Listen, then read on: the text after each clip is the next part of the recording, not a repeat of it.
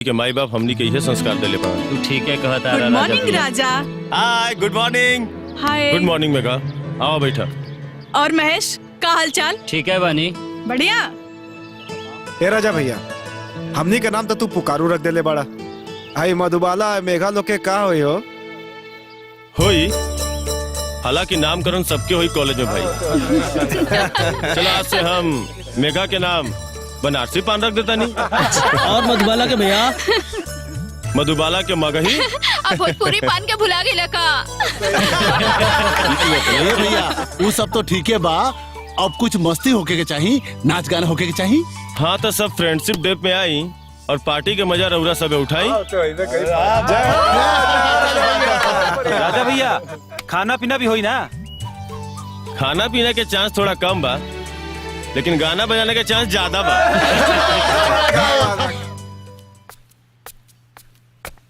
बाबूजी हमरा के माफ कर दे, हमरा के अपने शरण में ले ली। हमरे करतूत की वजह से हमार बाबू बहुत नाराज हो गए और हमरा के घर से भी निकाल देले बारे और खर्चा पानी भी बंद कर देले।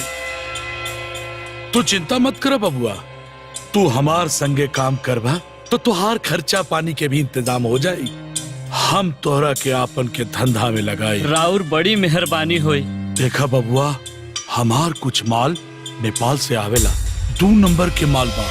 यही से प्रशासन के भी नजर बा हमरा पर। तोहरा के बड़ी हिफाजत से ओहिजा से हमार माल लावे के बा।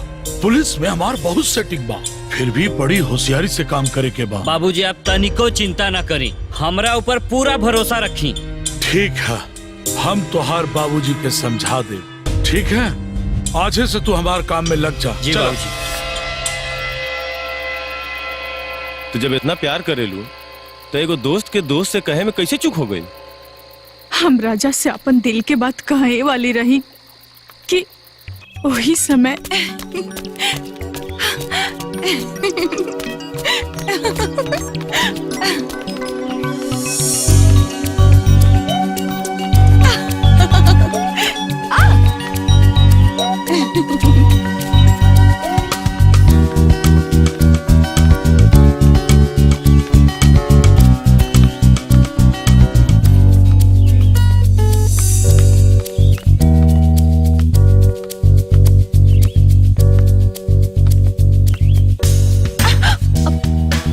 सुना, हम तोहरा से एगो बात कहल चाहता नहीं। बोला?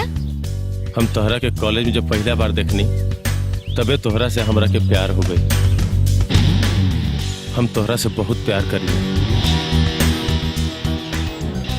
हमहू तोहरा से बहुत प्यार करेनी, दिन रात तोहरे सपना देखेनी। भगवान न करे हमनी के प्यार के केहू के नजर ना लगे। ऐसन कबो ना हुई, हमनी के प्यार पे केहू के नजर ना लगी।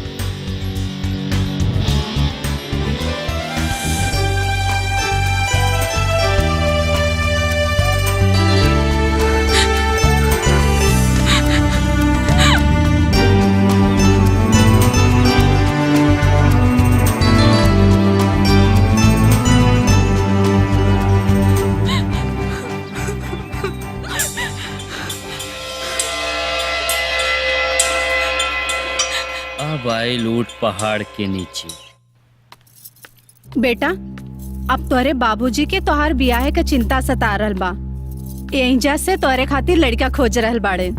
माई, हम ब्याह करब त राजा से करब, ना त केकरो से ना। हम कह देता नहीं। हाँ उहे राजा जेकरा से होना हमने के मिलौले रहलू।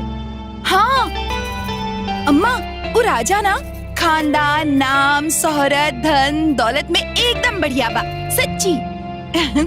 लेकिन बेटा, हम जोन तारा खातिर रिश्ता देखले बनेनु, लड़का बड़ा होनहार बा, MBA कइले बा, काल होके कोनो कॉर्पोरेट कंपनी में बड़ा बढ़िया नौकरी करी। ना बाबूजी, राजा के हम मन से अपना पति मान ले बानी और ब्याह करब तो सिर्फ उनका से नाता ना करब। हाँ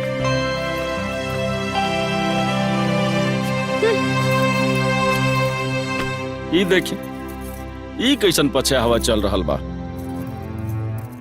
अरे आजकल बेटी लोग भी अपना बाप मतारी से मुंह लगावे लगल बा लोग।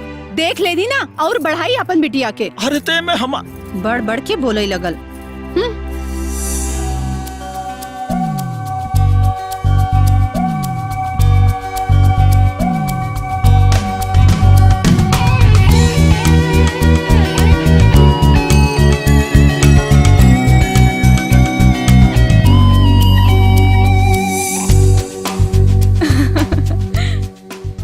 हो तू सपनों में चैन ना ले देबू का?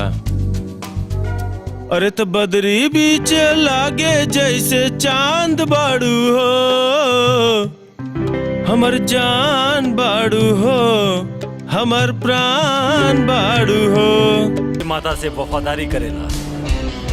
ये धरती हमार माई है और हमार माई के जहर देवे वाला हर आदमी हमार दुश्मन होला। ये बंदूक के ना सारा गोली तोर खोपड़िया में ठोक दे। एक खिलौना के बादशाह हम हैं। अगर घोड़ा दबेबे तो गोली बाहर निकलते ही बोली, पाए लागू वीर साहब।